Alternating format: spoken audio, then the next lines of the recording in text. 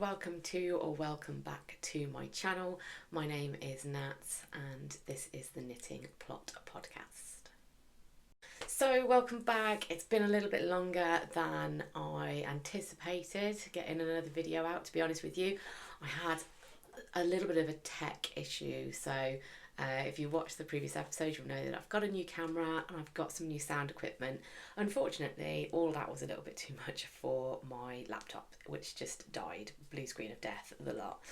And to be honest, that laptop I purchased purely to allow me to do like an online qualification. I only really needed it for like internet access and to write papers and stuff like that. So it wasn't, you know, a fancy laptop in any way, shape or form, but I have gone and I've purchased something that should also make my life hopefully a little bit easier when it comes to editing these videos, because that's quite a lengthy process. It takes up quite a lot of processing power on the laptop. So I've gone for something a bit more all singing, all dancing.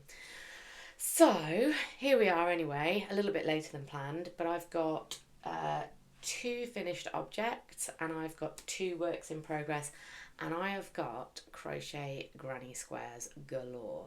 And I'm going to talk to you a little bit about me and crochet, because this is a new thing and I'm really enjoying it as well. If you're wondering what I'm wearing today, it's just a shop bought, I think it's actually Sainsbury's 2 clothing, to be honest with you, but I really like the colour, and I think, to be honest with you, I quite like the oversized fit. I didn't think I would like the oversized fit of jumpers like this, but I do, which is good because it's just more inspiration for the things I'm going to hand knit myself.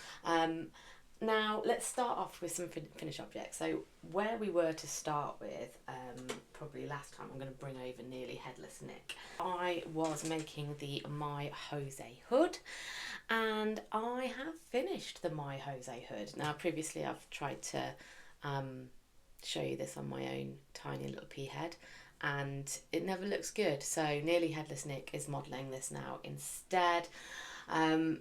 I knitted this on Rico Designs 100% Organic Essentials. It's a really nice rustic. I thought it was going to be quite itchy when I purchased it. I was actually thinking of it for like a slip over vest.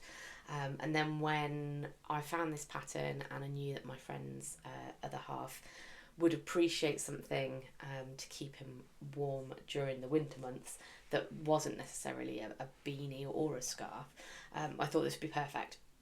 And it's like, if I undo it so you can see a little bit, it is part hood, part scarf. You've probably seen it, but you've got these I-cord ties as well, which kind of bring it all together at the front, but it wraps around a good couple of times.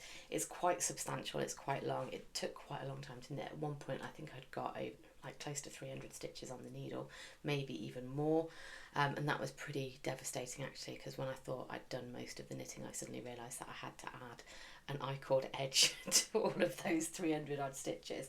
But it's worked out really well, it blocked out really nicely, and actually it's not itchy at all.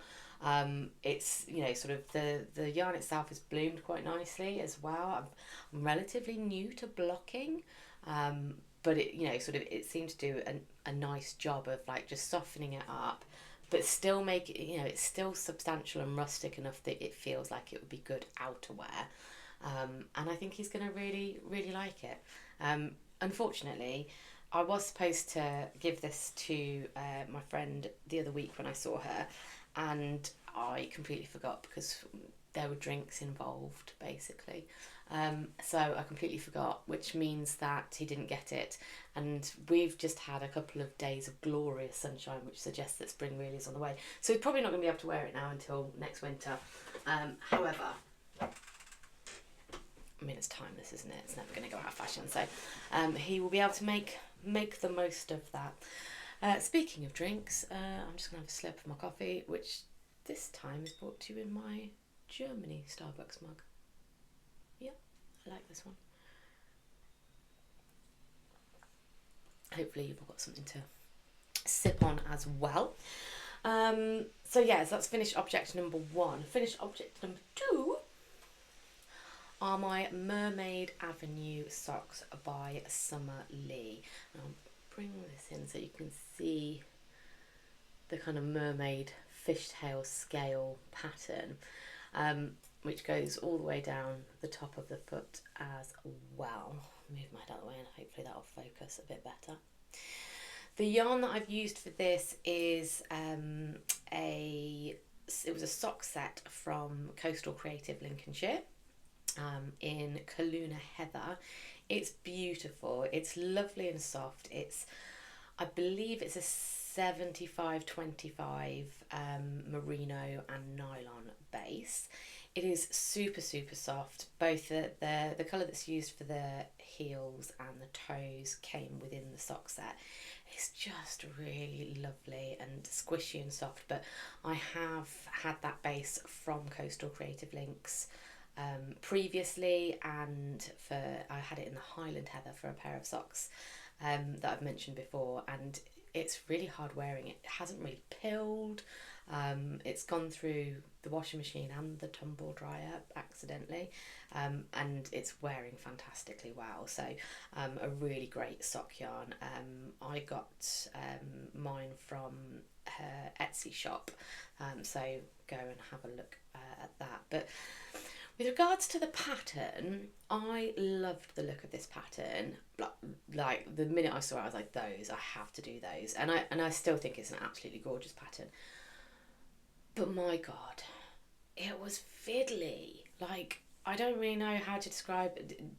You know, sort of the process of like sort of picking up some, you know, sort of wraps on some of the stitches to then knit them to create this kind of scalloped effect was fiddly on small needles and on, you know, sort of yarn that's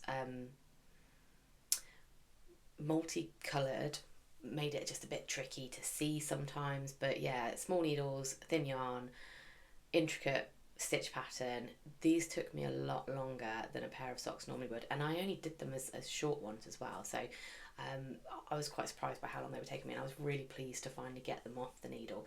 The other thing is, and Summer Lee does pop this in the pattern with a way to resolve it, is that the stitch pattern on the top of the sock is much tighter than the stockinette that you'll be doing on the bottom of the sock.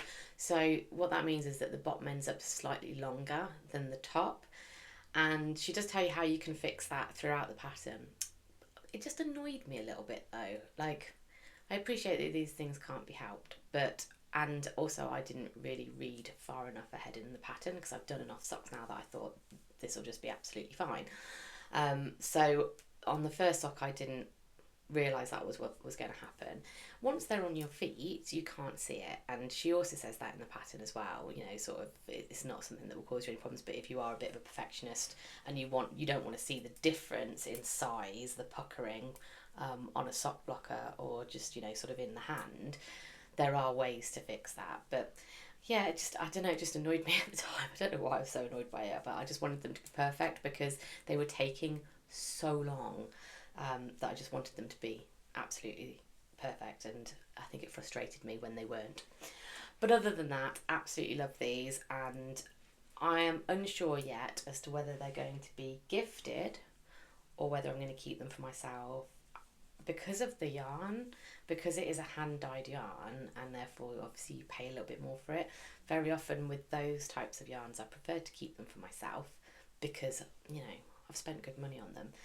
But I also think they're a bit of a showstopper design, and I know plenty of people that these would fit as well, although I've done them in my size. I know plenty of friends who have the same size feet as me, so they could be a gift.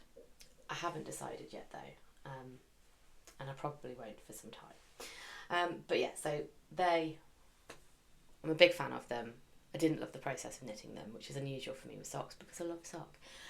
But it did then prompt me to go out and start a vanilla sock. So I'll move on to my two works in progress.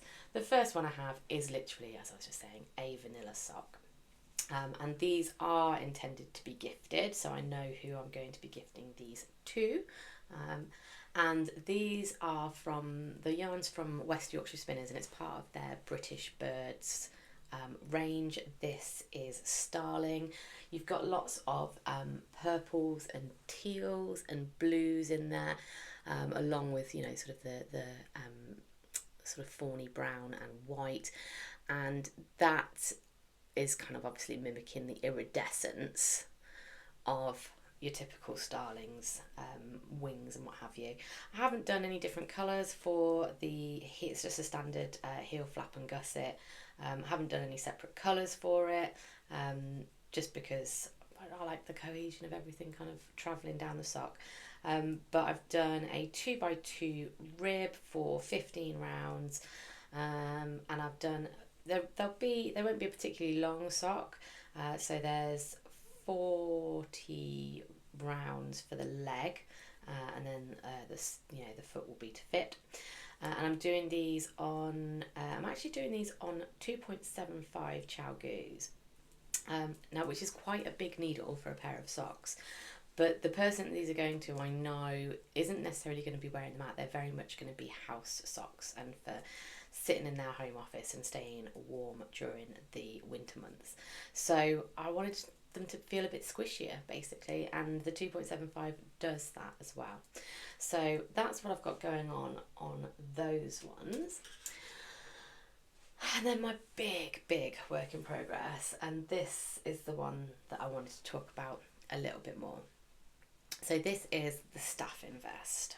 Okay, so the Staffin vest by Rebecca Clow is my first garment that I am knitting in the round. It's the first time I've done a vest construction, and it's the first time I've done anything with any significant texturing, patterning through texture and stuff like that. So this is quite a monumental one for me. I'm not classing it as my first jumper that I will want to wear out, because it is a vest. However, there has been some learning going on. For one, I've been knitting off Rebecca's charts, and chart knitting is still a relatively new thing for me. There's also stitches in here that I've not done before, like Estonian bobbles, and it's been a lot. So let me show you what I've got so far. So I've got to the point where I have now joined it in the round, and hopefully that stitch pattern is coming out. So we've got a mixture of ribbing, sort of like crisscrossy details, sort of, which is done through knits and pearls, and then there's also these Estonian bobbles on this line here, and I absolutely love the colour of this, by the way. So this is West Yorkshire Spinners Chunky Roving. It was the yarn that I needed, that I needed to get gauge. It says chunky, but the pattern calls for an Aran weight, or I think that's worsted weight if you're in the States. But I could not get gauge. I'm quite a tight knitter. So I went for a bigger needle size, and that has given me a fabric that I quite like, but yeah, I also had to go for a slightly bigger size, because even with that bigger needle, I was ever so slightly off.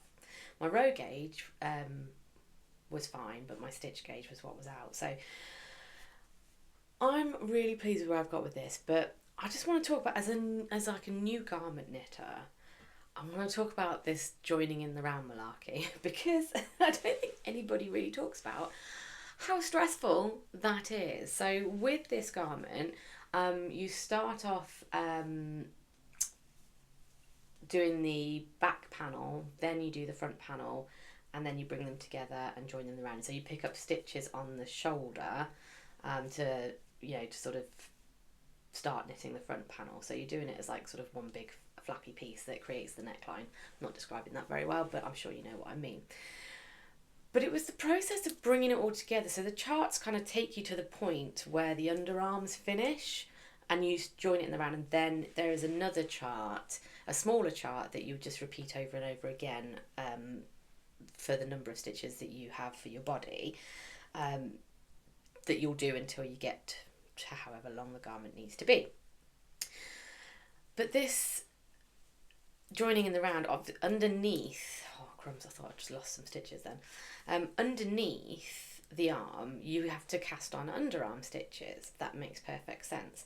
But it's like, when it's a pattern this intricate, it's like, it's making sure that everything lines up, with the number of stitches that you've got added on underneath the arms, that when it comes back round to doing that next round, that your pattern is in the right place at, and everything is in the pattern. Everything that you're supposed to do is told to you in the pattern, and I'm not an idiot. I can work out words. But it was stressful. I don't really know, like, sort of, nobody really talks about that. When you hear people talking about the knitting, they're just like, oh, you knit the front and the back, and then you join it in the round. And I was just like, is that just on stockinette? Is that just easier on stockinette? Have I chosen the worst possible pattern to try this out on? I have no idea.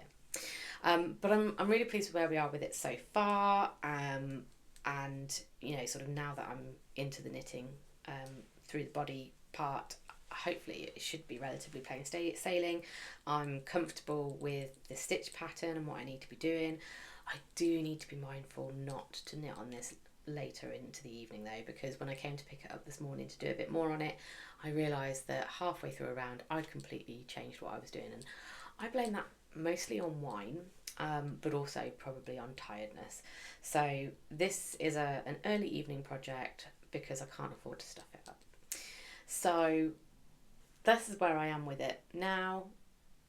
It looks from a size perspective as though it's going to be right. I have slight concerns about the depth of the armhole, and I don't know whether I'm just overthinking this because I was watching I think it was maybe Sarah from Two Pearls in a Pod mentioned that she'd had challenges with Rebecca's underarm sizing, and I don't know whether that's in my head now. I haven't tried this on at this stage.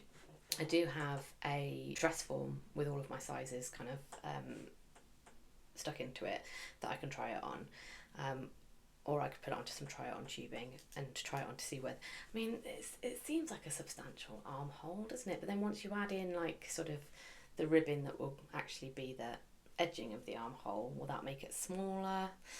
I don't know. We'll see how we go with it. But I am liking how it's all coming together. So, and I've got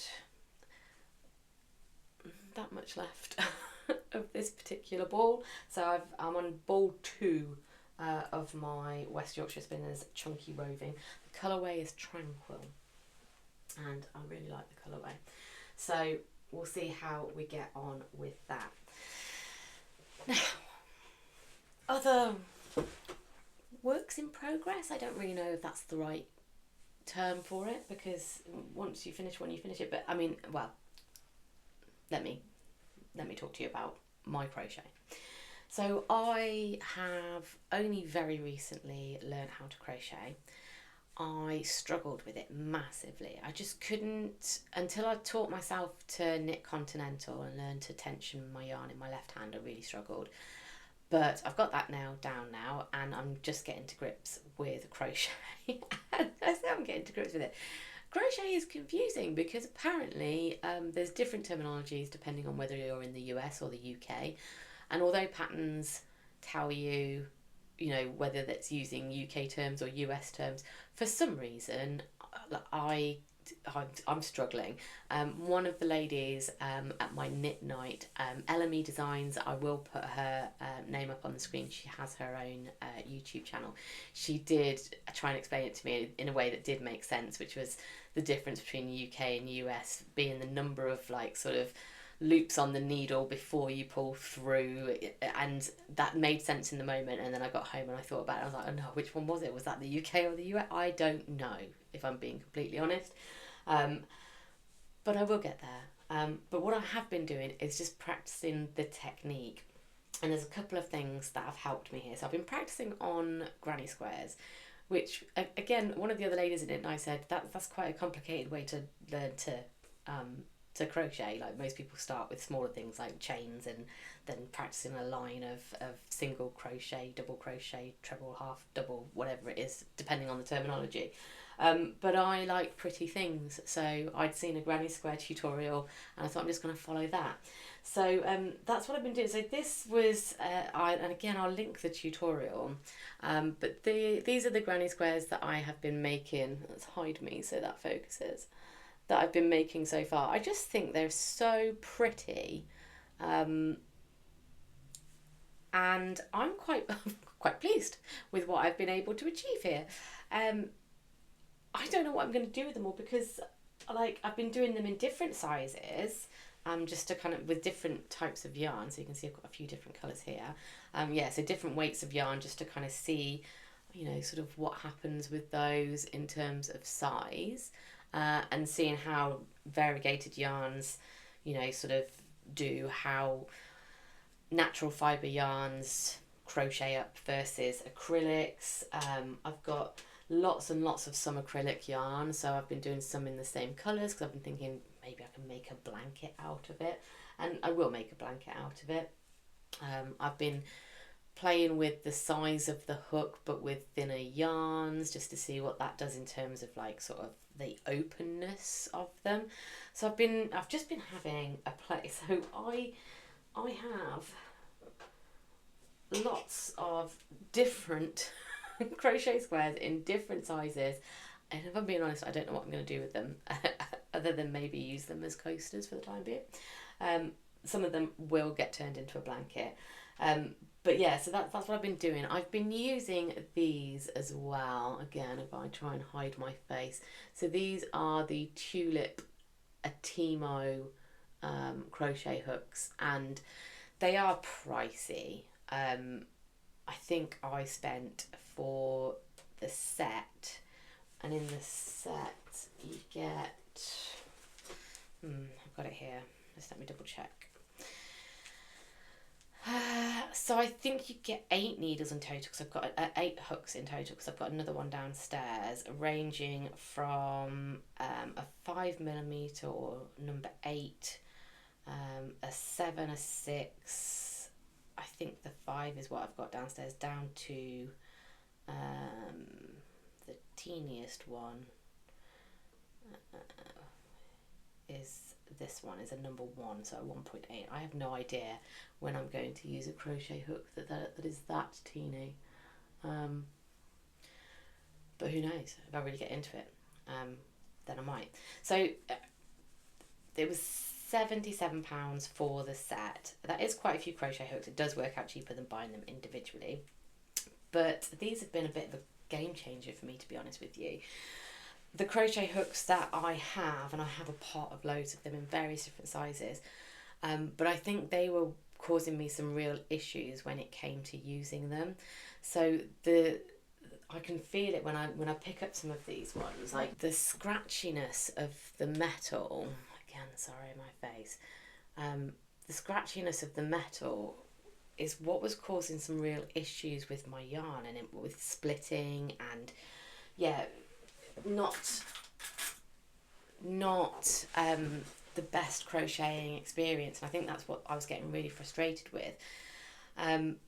These go through yarn, whether it's acrylic, whether it's wool, whether it's quite a splitty wool, they go through it like butter. And I don't know what coating they put on these to make them so different. But I went for the red ones because of the problems that I have with my eyes. The red doesn't glare, and I sit with quite a heavy spotlight over me in the evening so that I can do my knitting. And my Chow Goos, they're not too bad because they're not like a shiny metal. They do catch the light sometimes, and that can create a bit of glare, which I find a little bit uncomfortable. But I figured with crochet, these weren't going to glare at all, and they absolutely don't. They're also incredibly light and incredibly comfortable to use. So I am a Tulip convert. They cost a lot of money, and I don't expect for 1 minute most people will want to spend that money on them unless they know they're going to be doing this crochet lark for quite a while. I took a gamble, and I only took that gamble because I knew the difference in experience that I had using my Chow Goos when I got those over some of the other like Knit Pro needles that I'd had previously. And I may have talked about these before, but it's making such a difference, and it's meaning that I'm really enjoying this crochet malarkey. Which leads me to my most recent mental breakdown. I, for some reason, have signed up to do a crochet along. Kntty is hosting a crochet along throughout April, which is her float tote crochet along. Now, her float tote, you might be familiar with, but is a tote bag which within it has a tray of yarn cups, so that if you're knitting colour work, you can quite easily organise multiple coloured balls of yarn within your project bag. And it's just a genius idea, if I'm being completely honest with you. And I saw it probably well over a year ago and loved it, but I also loved it just as a bag on its own. I just thought it looked like a really stylish bag and I wanted to make it. And I remember reaching out to her in the comments of her channel, kind of saying, oh God, I really want to do this, but I can't crochet. And she did give some great tips for like an English style knitter learning to crochet.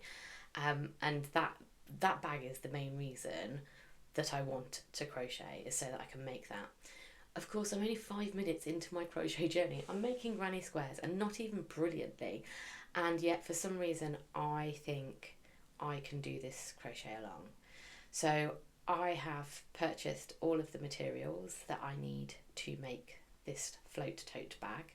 I have signed up, I've set myself up with a Discord account that I didn't have previously, so that I can join in with all of the chatty goodness that's going on during the crochet along. It is a free crochet along, but all you need to have is the pattern. But if you sign up for it, you do get a discount off the pattern on Ravelry. So if you're interested in following along, same as I am, what was the clincher for me was that Natty said that she had within her pattern included some video tutorials, and as part of the crochet along, those video tutorials were going to be released, and that was with new crocheters in mind. And that's kind of given me a little bit of hope that if I get stuck, I can refer to those videos. I've also very kindly, my local yarn store owner has already said, if you get stuck, just come and give me a shout. You know, I'm happy to help. So, and my Knit Night crew as well, I know will help with anything that I can't make sense of. So I'm determined I'm going to do this because I want this bag so much, and I have done for so long. And I just think if I don't just throw myself into it fully, I'll probably never get good at crochet, and I'll just be doing these granny squares. But not that just doing a granny square isn't enough, to be honest with you. That's complicated enough. But yeah, so that is going to be part of my works in progress throughout April. So I'll keep you updated with how they're going. But on the subject of the granny squares, I am loving doing them. Crochet's different to knitting in as much as you're constantly counting with crochet, whereas with knitting, you know, very often you do a bit and you knit to the end of the row, you know, particularly if you're just looking at stocking out, something like that. But I quite like the fact that I'm having to think about it. And I also like that once you've got a pattern down, you really kind of can get into that rhythm with it. You know exactly what's coming next, and it doesn't take long for you to have something that's really pretty. So I decided I wanted to expand my granny square making from the one that I'd learnt on a tutorial, and from my local yarn store I got this. So this is the Granny Square card box. It has got 50 gorgeous Granny Square cards, which if you were doing a blanket, or even if you were doing a Granny Square perhaps cushion or garment or anything like that, you can literally lay all of these cards out to create your pattern. Now it is in US terms, hence adding to my confusion around terms. But there's a little booklet in there that tells you how to read the charts that are on the back of each of these squares.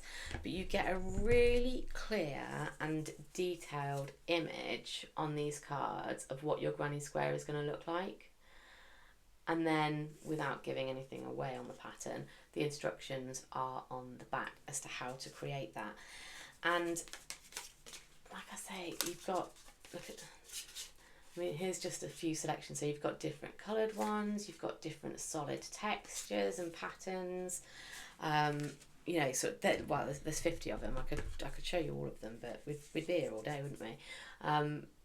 Some very basic ones through to something slightly, you know, sort of more intricate, but it is all charted. So again, I'm having to learn different types of chart. Now I don't know whether crochet charts are standard. You know, like knitting charts are fairly standard in terms of how they're put together. So once you've learnt to read a knitting chart, you can read a knitting chart. I don't know whether this is just a chart system exclusive to this box or whether this is how crochet is charted generally. But I'm here for it.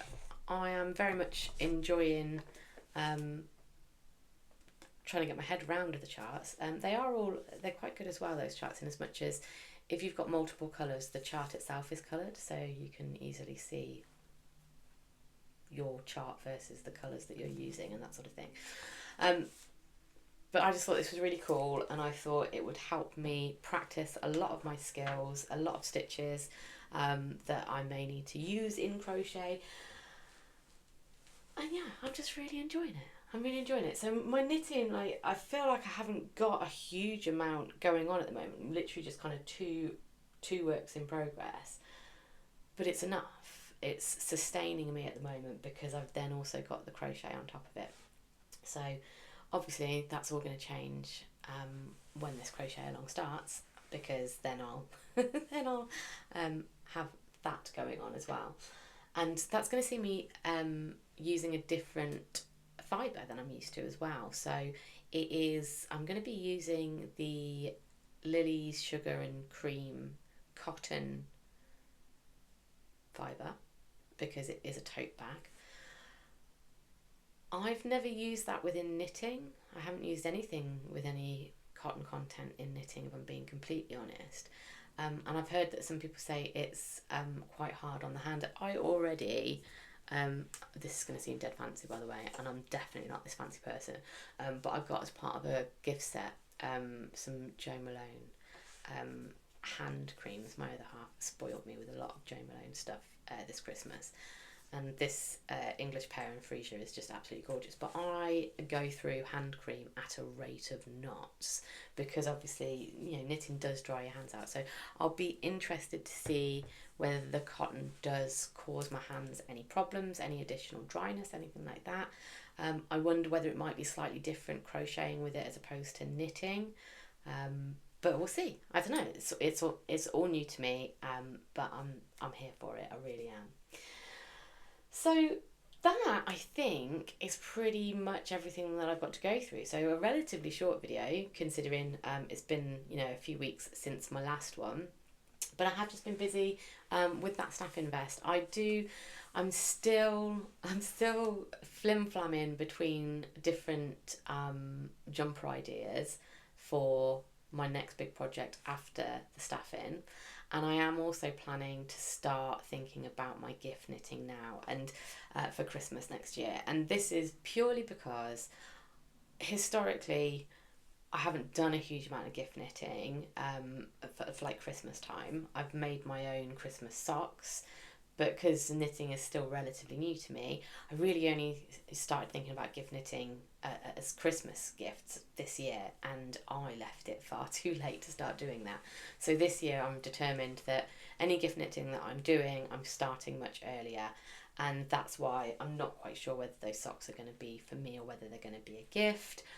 I have my Auntie Carol coming in from the States in May. She has requested some fingerless mittens, so I am going to get those done for her. So that'll be my next sort of small cast on after those socks. I might even cast them on before I finish those socks, to be honest with you.